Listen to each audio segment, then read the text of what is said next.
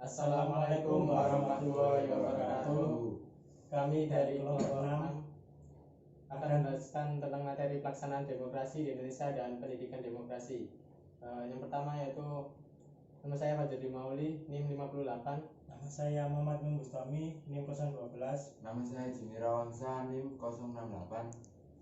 Selanjutnya kita akan menjelaskan tentang pelaksanaan demokrasi di Indonesia. Pelaksanaan demokrasi di Indonesia.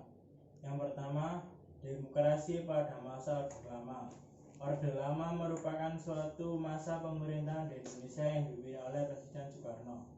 Orde Lama dibagi menjadi dua bagian.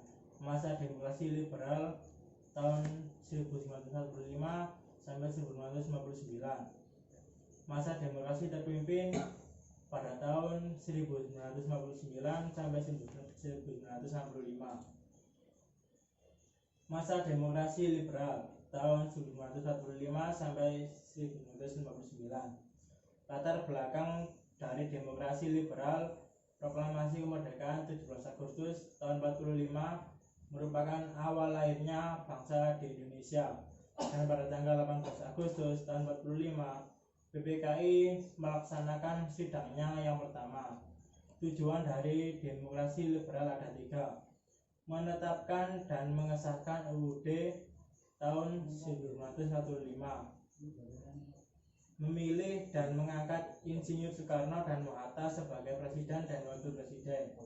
Yang ketiga, membentuk KNIP untuk membantu tugas presiden sebelum MPR dan MPR DPR tersusun.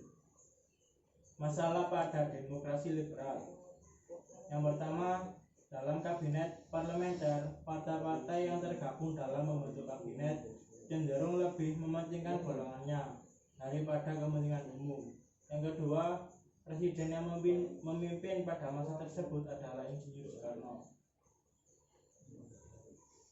Masa demokrasi terpimpin tahun 59 sampai 65. Latar belakang dari demokrasi terpimpin yaitu Badan Konstituante yang dibentuk berdasarkan pemilu tahun 1955 ternyata tidak mampu melaksanakan tugasnya, yaitu menyusun UUD yang baru. Tujuan dari demokrasi terpimpin: keluar dekret presiden berisi tentang berlakunya kembali UUD tahun 45, tidak berlaku kembali UUD tahun 50, dan membubarkan Badan Konstituante. Masalah pada masa demokrasi terpimpin. Yang pertama, pernyataan tersebut tidak bertanggung sesuai dengan amanat sila keempat.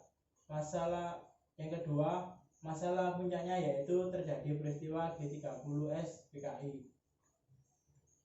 Dan yang kedua adalah saya menjelaskan tentang demokrasi pada masa Orde Baru. Orde Baru sendiri adalah sebutan bagi masa pemerintah Presiden Soeharto di Indonesia. Orde Baru menggantikan Orde Lamanya merujuk kepada era pemerintahan Soekarno.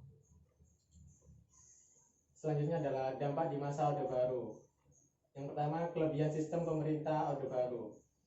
Pertama, perkembangan GDP per kapita Indonesia yang pada tahun 1968 hanya 70 dan pada 96 telah mencapai lebih dari Amerika Serikat US dollar 1000. Sukses transmigrasi. Yang ketiga adalah sukses KB, sukses memerangi buta huruf. Dan yang kelima, sukses swasembada pangan. Dan yang keenam adalah pengangguran minimum. Yang kedua adalah kekurangan sistem pemerintahan Orde Baru. Ya, pertama, semaraknya korupsi, kolusi, nepotisme. Pembangunan Indonesia yang tidak merata dan timbulnya kesenjangan. Munculnya ketidakpuasan di sejumlah daerah karena kesenjangan pembangunan, terutama di Aceh dan di Papua. Bertambahnya kesenjangan sosial, perbedaan pendapat yang tidak merata bagi si kaya dan si miskin. Yang ketiga, demokrasi pada masa reformasi. Reformasi adalah suatu proses pembentukan ulang atau perubahan untuk mengarah atau menuju ke arah yang lebih baik. Dampak di masa reformasi. Tujuannya agar para mahasiswa menginginkan pemerintah yang bersih dan berwibawa, bebas KKN. Agenda utama yaitu pemberantasan korupsi, kolusi, nepotisme. Masalah yang terjadi sulit untuk berpendapat di muka umum karena presiden yang berkuasa pada saat itu Abdul Rahman Wahid Gus Dur yang penuh kontradiktif sehingga beliau diturunkan dari jabatannya. Beliau agenda reformasi.